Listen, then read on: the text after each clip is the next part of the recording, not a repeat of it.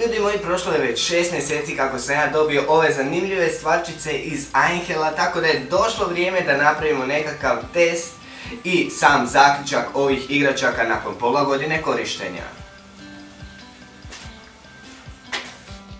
Prvo ćemo krenuti sa prvom bušilicom koja mi je stigla na test. Radi se o Einhellu TCD18Li brushless motor u paketu sa punjačem i dvije baterije od 2 ampera. Također i držkom za stabilnije držanje bušilice. U ovih 6 mjeseci nije me ni jednom iznevjerila metalna glava, dakle metalni prihvat. Kao što i sami vidite, buši kao i prvog dana bez ikakvih problema, i metal i drvo, a bogami i beton.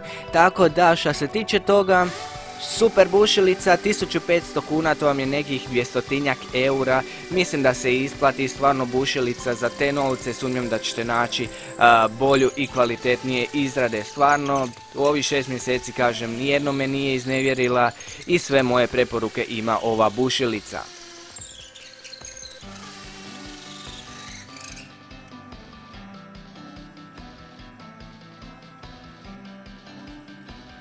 Sljedeće što sam dobio, također bušilica, ali impaktna.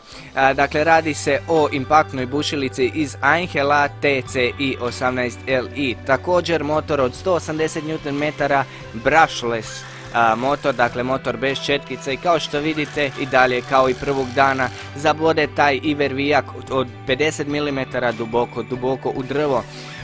Također cijena 649 kuna je, to pretvorite u eure, to je nekakvih 80 eura. Kao što vidite, s njom možete i bušiti drvo, isto tako šarafat vijke, i kao što vidite, bez ikakvih problema ona to radi.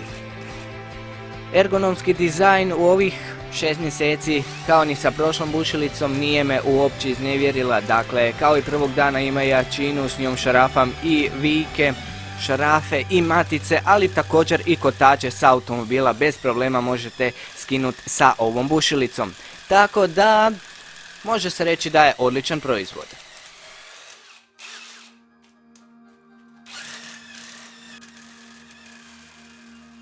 Sljedeći alat koji koristim već 6 mjeseci je kutna brusilica Axio iz Einhella. Cijena je nekih 760 kuna, kao i prošli model, dakle dolazi bez baterije, dakle bez baterije ona vrijedi oko 100-tinjak eura.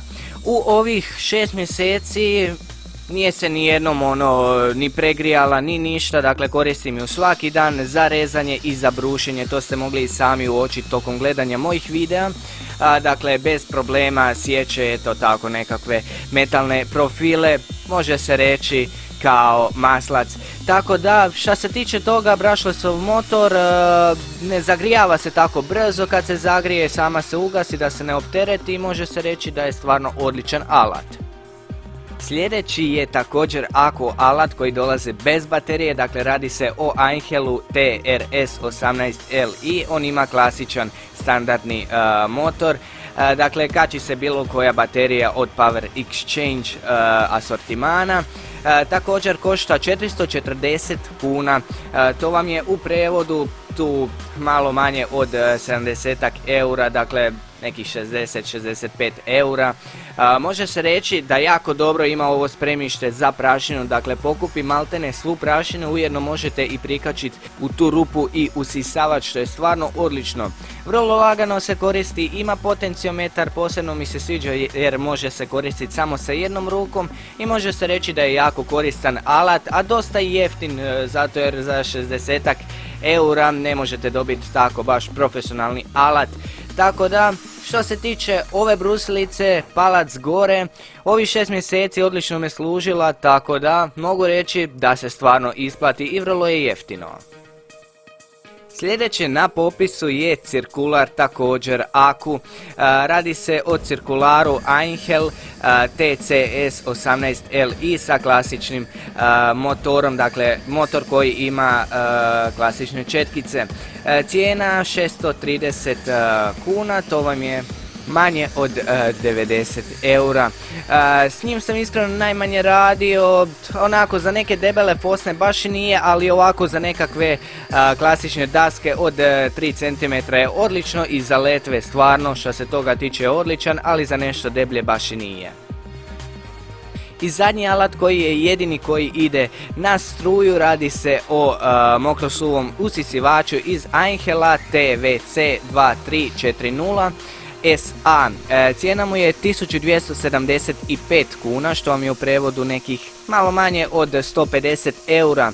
Kao što vidite, kao i prvog dana vuče bez ikakvih problema. U ovih 6 mjeseci možda sam ga 3-4 puta praznio, dakle ima jako veliki spremnik.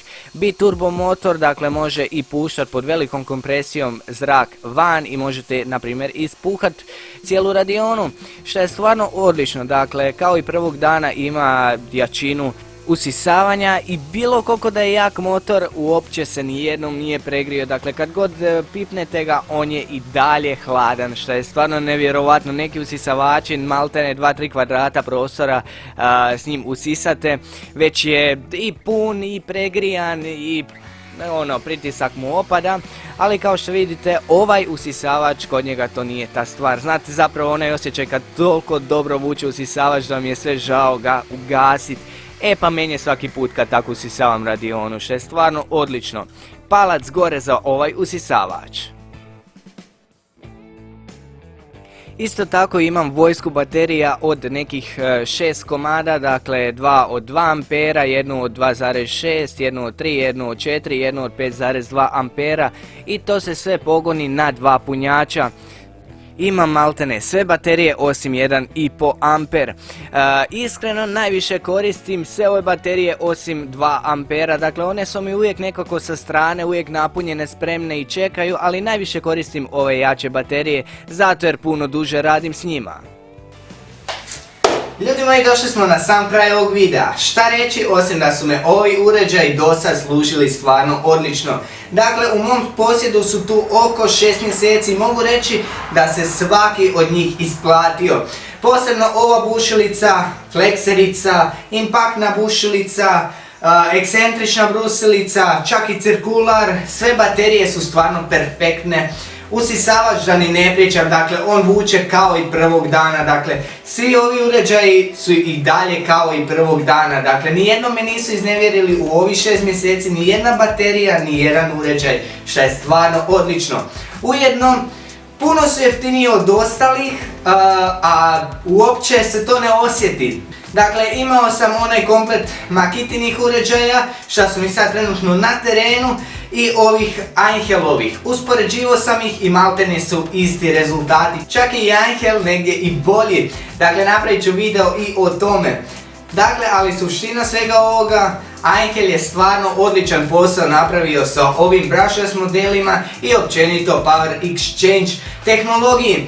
Tako da, ako vam se svidio ovaj video, obavezno ostavite like, share i subscribe, a mi se vidimo u nekom od sljedećih videa. Lijep pozdrav!